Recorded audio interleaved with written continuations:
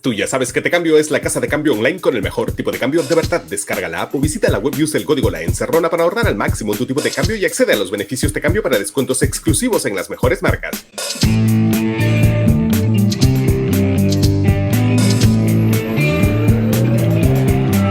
Hola, soy Marcos Cifuentes. Bienvenidos a La Encerrona, tu mini noticiero mañanero. Hoy es miércoles 19 de octubre de 2022 y hoy tenemos que hablar de algo que estuvimos retrasando a la espera de que el gobierno haga algo. Claramente no lo quiere hacer. ¿Qué es eso? Proteger a nuestros soldados. Ustedes ya conocen el caso de los Guacamaya Leaks, el hackeo masivo a distintas fuerzas armadas latinoamericanas, en la que una de las víctimas fue el Perú, gracias a la abrumadora inseguridad digital que nos caracteriza. Aquí en este programa revelamos este hackeo hace ya casi 15 días y la semana pasada el ministro de Defensa, Daniel Barragán, dijo que no había pasado nada, que ellos habían hecho un análisis forense al 35% que arrojaba que no había información sensible entre las filtraciones y por eso relajémonos nomás. Ya. Además de todo lo que aquí les hemos contado en los días anteriores, hoy gracias a nuestro investigador Ernesto Cabral podemos decir que la filtración, que es una filtración a la que cualquiera en teoría podría tener acceso, la filtración incluye localización, nombres y hasta el número de celular de los militares destacados en las bases contraterroristas. Además, el detalle de sus patrullajes, sus reportes de inteligencia diarios y de traslado de personal, alertas secretas sobre posibles emboscadas, es decir, la información esta que ha sido filtrada puede llegar a manos equivocadas y poner en riesgo no solo la lucha en el Braim, sino las vidas mismas de nuestros militares. ¿Eso le parece inofensivo al ministro Barragán? Evidentemente, aquí no vamos a exponer ningún detalle de esa información, pero para demostrarles que existe, veamos los rasgos más grandes. Un primer tipo de documento que aparece en la filtración son los informes diarios de operaciones. Ellos contienen el detalle de las patrullas que conforman un batallón contraterrorista, el nombre y celular del comandante a cargo de cada patrulla, el número de militares de cada tropa, además de la cantidad y tipo de armamento que llevan en cada campaña y las coordenadas precisas de dónde inician y acaban cada uno de sus traslados. ¿Saben cuántos de esos reportes han filtrado? Por lo menos 100, que fueron elaborados entre junio del año pasado y octubre de este año, ahorita, por 4 batallones contraterroristas en el Braem. El segundo tipo de documentos que se han filtrado, y para que el ministro de Defensa diga que no tienen ningún valor, ya, son los informes de inteligencia elaborados por brigadas contraterroristas sobre el militarizado Partido Comunista del Perú, más conocido como los remanentes de Sendero, dirigidos por el terrorista Víctor Quispe Palomino. Estos documentos contienen eso, literalmente información clasificada que atenta contra la defensa nacional, como diría que no existe el ministro. No vamos a dar detalles, obviamente, de lo que dicen estos documentos, pero nos toca advertir que contiene información de inteligencia clave que los militares en el Braem han recogido arriesgando sus vidas. ¿Para qué? ¿Para que luego se difundan por todos lados como si fueran memes? Un tercer grupo de documentos contiene el detalle de los planes de operaciones del ejército en el Braem. Uno de esos informes ya no tan secretos es de marzo de este año y explica cómo se van a reubicar los batallones contraterroristas. El documento es clarísimo en subrayar la importancia de que esta información no debe filtrarse, porque existe el riesgo de que las tropas sean atacadas por el grupo terrorista mientras se están reubicando. Esta información no es sensible para el ministro de Defensa.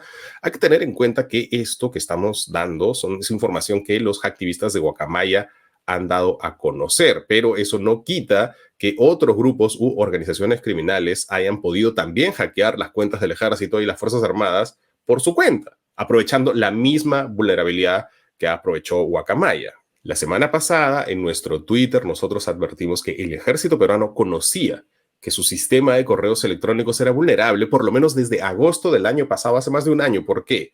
Porque existía una vulnerabilidad en el programa Microsoft Exchange, que es el servicio de correos institucionales que ellos usaban.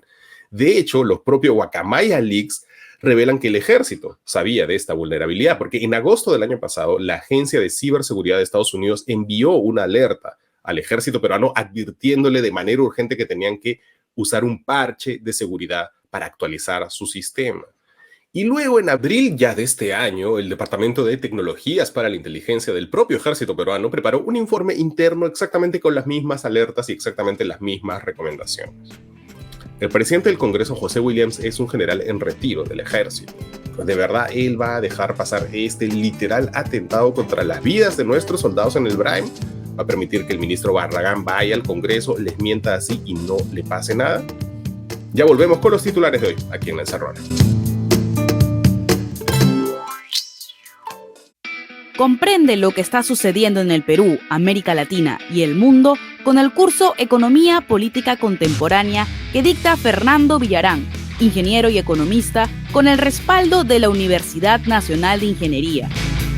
El inicio es el martes 25 de octubre y la inversión de 300 soles. No olviden que los encerroners tendrán un 20% de descuento. Hola de nuevo, bienvenidos de vuelta a La Encerrona, tu mini noticiero mañanero. Hoy es miércoles 19 de octubre de 2022 y estas son las noticias que son virales o deberían serlo. Y ayer el presidente Castillo volvió a recurrir a los reservistas para tratar de demostrar que él tiene una fuerza de choque. Esto no es broma ni es la primera vez. Ya en agosto lo había hecho igualito y ayer repitió en un gesto que no corresponde a un régimen democrático esta ceremonia de recibirlos en el patio de honor y arengar allí. Esta demostración de fuerza en realidad se inició el lunes, cuando aparecieron en las calles de Lima marchando los reservistas y en las redes algunos medios dijeron, no, son los reservistas de Antauro que están marchando hacia el Congreso para tomarlo, lo que al final resultó ser falso. Ni de Antauro ni tomaron el Congreso. Por favor, no caigamos en el error de asumir que todos los reservistas son antauristas. Es cierto que la base de Antauro siempre han sido reservistas, pero eso no significa que todos los reservistas sean etnocaceristas. No confundan el conjunto con el subconjunto, eso es de colegio. Es más, ni siquiera todos los etnocaceristas están con Antauro. Para hoy, un grupo de reservistas etnocaceristas han convocado una conferencia de prensa para deslindar con Antauro. Ojalá también deslinden con Pedro Castillo, porque ayer los reservistas marchantes fueron recibidos efectivamente en Palacio, luego de hacer unas largas colas en imágenes que fueron difundidas ya por la propia presidencia de la República, y ya con toda esa mancha ahí en Palacio que gritaba "Vivas a Castillo", pasó esto. Miren, ese es el tipo de medio de comunicación que tenemos ahora. Volteen sus cámaras, enfóquenlos a ellos. Que los enfoquen. A ver si los enfocan. Esa es la prensa que tenemos ahora, sesgada. Esa es los medios de comunicación que están sesgados para decir al país, para mentirle, coludidos con un grupo de poder que han mancillado al pueblo peruano. Esto es bien grave, incluso al margen del ataque a la prensa, que en este caso no venía a cuento, porque los colegas que estaban allí no estaban haciendo nada, estaban transmitiendo un evento más y ya. Aquí lo más problemático en realidad es el doble discurso, porque este es un señor que cuando se sienta frente, a solas con un periodista, se pone mansito. Pero cuando se rodea de cientos de reservistas, gente que sabe manejar armas, se malentona, ¿no? Se pone pechador, se pone a dar órdenes a los medios, y de hecho pudo haber generado que le pase algo a algún camarógrafo que estaba allí. Lo que tenemos aquí es un personaje acorralado que no es brillante ni valiente, pero se encuentra en una posición de poder, desde la que puede hacer mucho daño, pero mucho daño. Eso al margen de que esta vez el objeto de su pechada haya sido la prensa. Estoy hablando de toda la situación. Ya. El presidente aprovecha que la prensa es un blanco fácil, ¿no? Nuestro gremio en general da pena, es cierto. Y ayer se dio una buena noticia que terminó medio empañada por eso. Desde el 9 de noviembre, los peruanos ya no necesitaremos visa para visitar el Reino Unido por periodos menores a 6 meses. Todo muy bien. Pero cuando el embajador Gavin Cook lo estaba anunciando en conferencia de prensa, pues una joven reportera le recordó que el presidente Castillo había dicho en la ONU que las Malvinas eran argentinas. Casi parecía que querían que nos vuelvan a poner visa. Pero ojo, en realidad el problema no es la pregunta, sino cómo se planteó, porque sí es necesario recordar que cuando Castillo dijo eso hace nada, que es una postura histórica del Estado peruano hace décadas, pues cuando Castillo dijo eso, nuestros congresistas lo utilizaron y lo siguen utilizando para clamar, según ellos, que se venían abajo las relaciones con los ingleses, lo que es evidente que no ha ocurrido. El gobierno de Castillo hace agua por todos lados. ¿Cuál es la necesidad de inventarse más cosas, de andar histeriqueándose, sembrando pánico por cualquier cosa? Eso solo hace que el gobierno se enquiste más. Ni nuestra prensa ni nuestra oposición están a la altura de la tremenda amenaza que es Pedro Castillo y del tremendo daño que le hace todos los días al Estado peruano. Por ejemplo, Martín Hidalgo informa, el presidente del Congreso, José Williams, va constituyendo su equipo de asesores, a quienes ha jalado a Iván de la Cruz, que fue asesor de Roberto Chavarría, un excongresista sentenciado del Andahuaylazo etnocacerista ex aliado de Humala, y nada menos que a Jorge Villena, que es un ex pepecista radicalizado, ahora muy vinculado en los últimos años al sector pues, de Merino, de Malcricarmen, la derecha radical de Acción Popular, que le ha conseguido varias chambitas en el Congreso y en municipios, ¿no? Que es la típica, ¿no? Muy de derecha, pero cómo les gusta vivir del Estado. Aquí lo tienen celebrando el gobierno de Merino. En general es un señor conocido por tener unos tweets absolutamente violentos y procaces, básicamente es un troll. Y aquí, por supuesto, está tomándose una foto con la jefa de la pestilencia mientras ella hace un saludo nazi. A este troll lo ha puesto Williams como asesor, se quiere convertir en la versión militar de Malcricarmen, quiere ser el general Malcricarmen Williams. Miren además lo mal que lo terminan asesorando. Y esto lo tienen que saber y lo vamos a explicar con manzanitas. ¿Qué hizo el general Williams ayer? ¿Se acuerdan de la demanda de competencias que había presentado el Congreso cuando le suspendieron el proceso de elección de defensor del pueblo, que está mal hecho? Bueno, ellos pusieron una demanda ante el Tribunal Constitucional. Y ayer de la nada, el general Williams le envió un pedido al TC para ampliarla esa demanda. ¿Pero para qué? Por algo que no tenía nada que ver, sino para que emita una opinión sobre si Pedro Castillo puede ser denunciado como lo está pidiendo la fiscal de la Nación. ¿Por qué hacen eso? El TC no es una empresa de asesoría que te hace un diagnóstico, una consultoría. No, ellos no se pronuncian sobre ningún caso hasta que les llega ese caso. No pueden adelantar opinión, eso lo entiende cualquiera. Pero además están pidiendo que se declare nula cualquier resolución judicial que surja de los recursos que han presentado contra el Congreso, no solo Pedro Castillo, sino también Martín Vizcarra y el exministro Juan Carrasco. O sea, quieren que el Tribunal Constitucional diga que ningún presidente o expresidente o exministro puede defenderse del Congreso. Algo que, por cierto, ya hizo Alan García cuando denunció a la mega comisión y lamentablemente ganó. La metida de pata de Williams es tan importante que ayer los dos ideólogos de la interpretación auténtica que sustenta esta demanda de la fiscal de la Nación, los abogados Luciano López y César Azabache, estaban echando espuma en Twitter por esta torpeza, pero quizás incluso más problemático todavía es que el presidente del Congreso se mandó solito.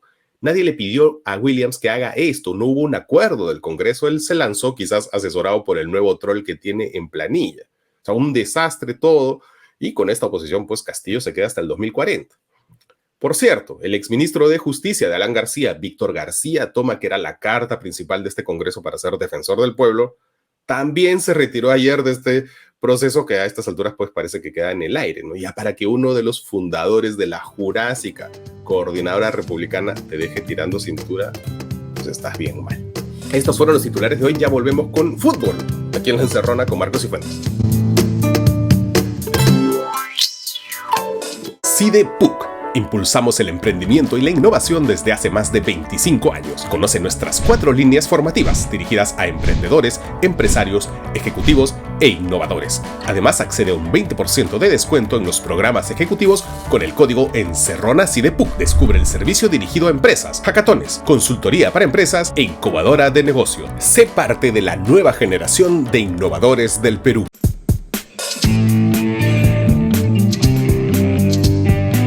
Bienvenidos de vuelta a La Encerrona, tu mini noticiero mañanero. Y hoy vamos a hacer un bloque especial porque la semana pasada les hablamos de una noticia de fútbol que parecía medio encaletada y parecía que allí quedaba todo, pero no. Nos ha llegado más información y la cosa se viene grande. Y es grande porque lo que está en juego aquí es la billetera del fútbol, los derechos televisivos. En este encuentro se enfrentan la Federación Peruana de Fútbol contra los clubes grandes. Ustedes seguro han escuchado por allí que incluso la Federación ha amenazado con desafiliar a la U y a Alianza. ¿Por qué ha llegado la cosa a tanto? Pongamos contexto. Desde siempre los clubes han manejado ellos mismos las negociaciones con los canales que transmiten sus partidos del campeonato local. En principio, los derechos de la transmisión le pertenecían siempre a la Federación Peruana de Fútbol, pero en la práctica eran los clubes los que negociaban porque se les cedía el uso de esos derechos. Eso sí, tenían que pagarle el 10% de sus ingresos por transmisiones televisivas a la Federación. Pero con Agustín Lozano las cosas han cambiado. La Federación ha decidido que a partir de ahora van a ser ellos los que firmen el contrato para la transmisión y ellos amparan en un cambio de los estatutos, pero en realidad los derechos siempre los tuvo la federación. Lo que está pasando ahora es que, pues ahora sí quieren ejercer esos derechos y para eso han firmado un convenio por 13 años con una empresa que nadie conoce en el Perú, 1190 Sports. Como les dijimos la vez pasada, están buscando todavía personal en el Perú. La FPF dicen que tiene el aval internacional de la empresa inglesa 777. Ellos no son un canal de cable, sino un intermediario que va a distribuir la señal entre varios operadores, incluyendo canales y aplicaciones digitales. Entonces, aquí empieza la pelea, porque el primer problema de los clubes es que ellos tienen contratos con canales tipo Gol Perú, contratos que no acaban este año, sino en 1, 2 o 3 años. La federación les ha dicho que va a respetar la vigencia de esos contratos, o sea, por ejemplo, en el caso de la U, su contrato termina en el 2025, pero ahí no se acaba el tema, porque son contratos con cláusulas preferentes de renovación. ¿Qué es esto? Estos canales tienen la preferencia para renovar y extender el contrato con los clubes, como cuando alquilas una casa, un departamento. El inquilino tiene la preferencia para renovar el alquiler o para comprar, pues igualito. Solo que en este caso, las multas por no respetar esa cláusula son $50 millones. Esto es lo que le dijo a Jonathan Castro, el administrador de Universitario de Deportes, Jan Ferrari. Acá no hay ninguna norma que sea retroactiva. Nosotros el contrato que tenemos es del año 2013 y dentro de ese contrato hay una cláusula de preferencia donde nosotros como club esperaremos la mejor oferta y en función a eso podemos tomar la decisión. Entonces hay que ver si van a respetar esa cláusula. Y por otro lado, la penalidad de no respetar este tipo de cláusulas son montos pues, multimillonarios, ¿no? Que están por encima de los $50 millones. Jonathan Castro también le preguntó a la federación y nos respondió a través de su vocero, el abogado Carlos Caro. Y le preguntamos sobre pues, esos derechos de renovación de los contratos y allí nos dijo algo que es una novedad incluso para los clubes y hasta para la prensa. Escuchen la interpretación del vocero de la federación. Pero claro, eso Jonathan tiene un punto de partida, ¿no? Tiene el punto de partida de quién tiene los derechos de transmisión. Y los derechos de transmisión ya no los tienen ni los clubes, ni los tiene el operador, con lo cual esa cláusula de renovación o esa cláusula de preferencia está basada en un imposible jurídico porque ni uno ni otro, ni el operador, ni el club, son titulares de los derechos de transmisión, sino la federación. Entonces, la cláusula de preferencia para nosotros no nos vincula. Básicamente, la federación se sienta en los contratos y lo más probable es que esto termine entonces en una demanda millonaria contra los clubes, una demanda de los canales de televisión como Gol Perú. Entonces, en esa demanda, de un lado va a estar la posición de la federación, que ellos dicen que no hay controversia, ¿no? Y de otro lado, los canales que no van a querer perder los derechos que ya tienen para transmitir partidos. Y en medio, los clubes. Si va a haber una penalidad, nosotros como club no estamos dispuestos, evidentemente, a pagarla, sobre todo cuando son montos tan grandes como esa cláusula de penalidad. Así que en ese sentido, yo no sé si la federación esté dispuesta a hacerlo. Y no está dispuesta a hacerlo. La federación dice que en el peor de los casos, una demanda, ellos les darán ayuda legal. Económica no, porque ellos van a ganar. El operador no es el Estado, no es el gobierno, no tiene capacidad coercitiva. El operador no puede ir al banco y decir, oye, cobro la plata del club, no es un cobrador coactivo. Tendría que haber una demanda, tendría que haber un proceso. Todo ese proceso es legal. Entonces, de momento nosotros no hemos contemplado nada en la parte económica porque consideramos que en la parte legal estamos sólidos. Pero hay un problema más que es el de fondo, las ganancias. Varios de los dirigentes con los que Jonathan Castro ha conversado señalan que no les han dado la cifra exacta de lo que los clubes van a recibir por esos derechos de transmisión el próximo año. ¿Qué les ofrece la federación? Pues entre otras cosas algo que es bien peculiar. Un 20% más de lo que los clubes actualmente reciben por sus contratos de transmisión. ¿Por qué es peculiar? Por dos razones. La primera es que los clubes manejan sus finanzas internamente y por tanto la federación no sabe cuánto ganan. Dice la federación que ellos calculan en base a los aportes que ya reciben de los clubes. Ok, pero por otro lado, ¿cómo es que la federación puede garantizar dinero suficiente para que los clubes reciban 20% más el próximo año? Eso es demasiada plata. ¿De dónde sale? Escuchen la respuesta porque a mí me parece... Escúchenla. Pongo un solo ejemplo, ¿no?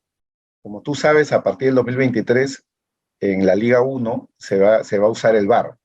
Eso ya está previsto. Bueno, el VAR exige mínimo 3-4 cámaras. Nosotros estamos exigiendo al operador que todos los partidos, no uno solo, sino todos los partidos se transmitan por lo menos con 6 cámaras. Porque eso es una exigencia que está por encima del mínimo demandado para el VAR. Eso implica, digamos, que va a haber más información, van a haber más, digamos, va a haber más calidad de información para poderla difundir y para poderla vender, como pasa en todas las ligas del mundo. Se apuesta por lo que es la multiplataforma, ¿no? Y estamos en tiempos digitales, estamos en tiempos donde más llama hay veces una señal por TikTok, por poner un ejemplo, ¿no? O por Instagram, sobre todo para los hinchas más jóvenes, que de repente una señal de cable, ¿no? Amigos de la federación, consulten bien porque yo no sé si en Instagram o TikTok hay tanta plata como ustedes creen que hay. Y piénsenlo bien porque desafiliar a la U o a Alianza, pues olvídense de reservistas, ronderos, fraudistas. Eso sí que generaría marchas masivas y un tremendo conflicto social. Hoy hemos volado de tiempo, pero este tema creo que valía la pena. Hoy es miércoles de streaming. Y rapidito, para los que tienen Spotify, ayer salió la nueva temporada de Caso 63. Si no han escuchado Caso 63, el fenómeno latinoamericano del podcast de ficción, dejen todo lo que están haciendo y empiecen a ponerse al día. Y hay nueva temporada, Caso 63 en Spotify. Eso es todo por hoy. Soy Marcos Cifuentes y esto fue El Encerrón, el único noticiero que te mando un abrazo. Chao, hasta mañana.